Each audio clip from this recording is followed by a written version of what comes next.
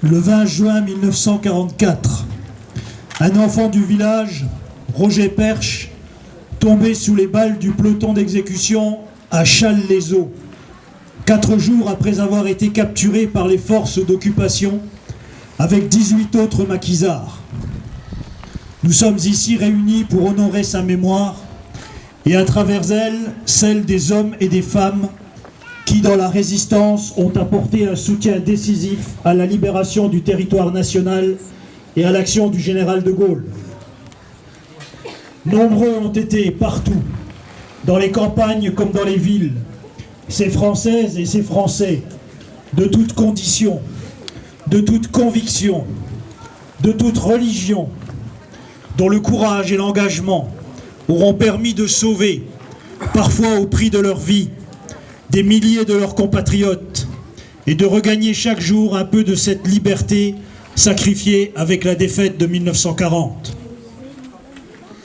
Le Musée national de la résistance à Champigny-sur-Marne présente de façon très pédagogique le basculement progressif des Français en faveur de la résistance, en particulier avec l'instauration du service du travail obligatoire. En même temps que les Alliés sur tous les fronts forcent l'Allemagne à la retraite, la résistance prend en France une ampleur nationale. Le combat militaire, coordonné en janvier 1944 dans les forces françaises de l'intérieur, occupe désormais une place de premier plan. Guérilla urbaine, petits maquis mobiles, grands maquis constitués en môles de résistance, les Glières, le Vercors, l'Ain. Les sabotages dans les transports et l'industrie se généralisent dans les entreprises et prennent des formes spectaculaires, notamment dans les chemins de fer. Cependant, toutes les autres formes d'action progressent aussi. Les actions revendicatives et les grèves qui se succèdent et se relaient freinent le pillage de l'occupant et renforcent la combativité. Dans la population, on constate l'élargissement de la désobéissance aux autorités et en même temps le développement des solidarités avec la multiplication des gestes individuels d'aide et de protection envers les résistants. L'occupant entreprend avec fureur de disloquer ce front intérieur. Aux forces allemandes toutes mobilisées s'ajoutent les polices de Vichy, désormais aux mains des éléments fascistes et ultra-collaborateurs. À la répression ordinaire, exécution et déportation s'ajoutent les tortures systématiques dans les prisons, les exécutions sur place des résistants arrêtés. Fait nouveau, se développe une terreur de masse qui frappe la population. Exécution d'habitants et destruction de villages, dont Oradour sera l'exemple le plus emblématique. Mais l'ennemi ne parviendra pas à stopper la montée de la résistance qui pourra jouer tout son rôle dans la libération de notre pays. C'est à cette France-là que croyait Roger Perche. Il mérite notre plus grand respect pour avoir été jusqu'au sacrifice suprême. Pour vous parler de ce héros mieux que je ne le ferai jamais, j'ai souhaité reprendre les mots prononcés par son copain, Lucien Pereira, lors de l'inauguration, le 18 juin 1983, du square dans lequel nous nous trouvons et qui porte son nom. Voici ce qu'il écrivait. Qui se souvient de Roger Perche? Petit gars au visage si doux, si gentil et si calme, né sur cette terre de Rangevaux, où il passa toute son enfance au milieu d'une famille nombreuse, simple et laborieuse. Après avoir fréquenté l'école communale, il entama dès l'âge de 14 ans sa rude vie d'homme, très rude à l'époque, dans les usines de la vallée de la Fench. 1939, survint la guerre et son cortège de misère. En juin 1940, sa chère Lorraine fut envahie par les nazis, qui entamèrent aussitôt le processus d'annexion et la prise en main de la population. Très peu d'espoir de pouvoir continuer à vivre dans la liberté avec un tel régime. Sans connaître l'issue de cette terrible tourmente, Roger commença avec quelques-uns de ses camarades du village à refuser de se plier sous le joug nazi en pratiquant une résistance passive. Pas question pour lui de porter un jour l'uniforme des vainqueurs du moment. Poussé par une mère ardente patriote, il s'évada début 1941 pour rejoindre la France libre et l'armée française. C'est au 10e bataillon de chasseurs à pied, devenu le refuge de quelques-uns de ses compagnons du village, évadés comme lui, qu'ils apprirent le métier des armes pour la reconquête.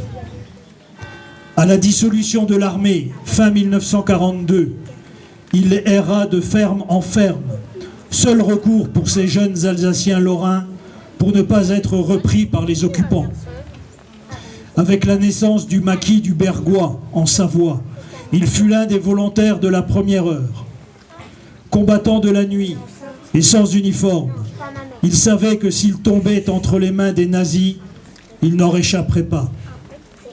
Toujours plus téméraire, frisant l'imprudence, il devait tomber dans les griffes de l'adversaire au cours d'une mission avec un camarade.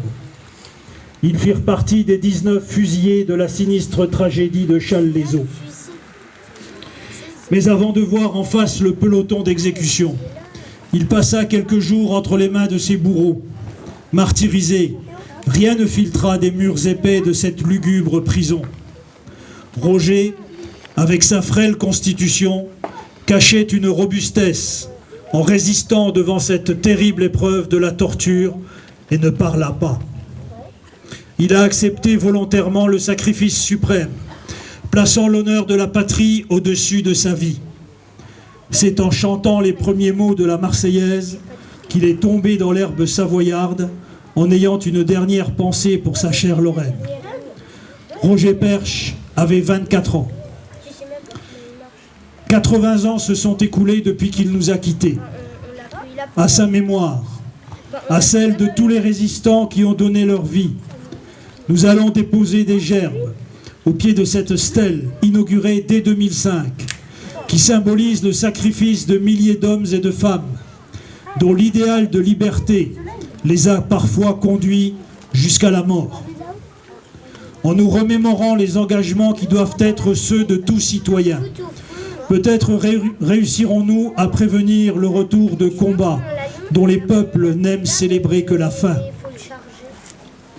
Je voudrais en conclusion citer les propos d'un ancien président de la République, Jacques Chirac, s'adressant alors aux Français, au Chambon-sur-Lignon, en Haute-Loire, terre de courage et de générosité, où la résistance a souvent trouvé refuge. Devant la montée des intolérances, du racisme, de l'antisémitisme, du refus des différences, je demande aux Français de se souvenir d'un passé encore proche. Je leur dis de rester fidèles aux leçons de l'histoire, une histoire si récente. Je les invite à toujours rappeler à leurs enfants le danger mortel du fanatisme, de l'exclusion, de la lâcheté, de la démission devant l'extrémisme. Je leur demande de toujours porter avec fierté notre héritage. Patrie des droits de l'homme, la France a inscrit au fronton de ses édifices les valeurs universelles de l'humanité. Elle a fait de la liberté, de l'égalité, de la fraternité la devise de la République. Rappelons à nos enfants que toute l'histoire de la nation française est jalonnée de ces combats, parfois terribles, combats des plus humbles, souvent restés anonymes, dont l'engagement, parfois le sacrifice suprême, ont fait l'honneur et la grandeur de la France et des Français. Roger Perche, lui, l'avait compris.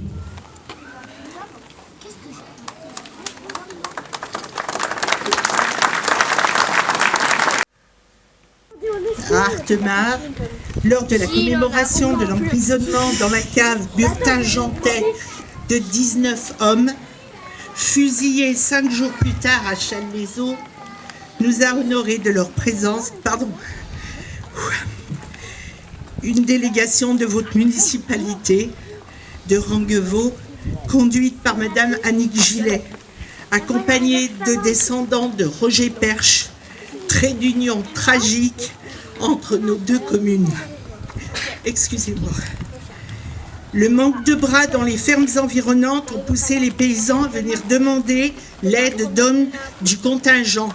enrôlés dans le chantier de jeunesse numéro 43, installé sur notre territoire.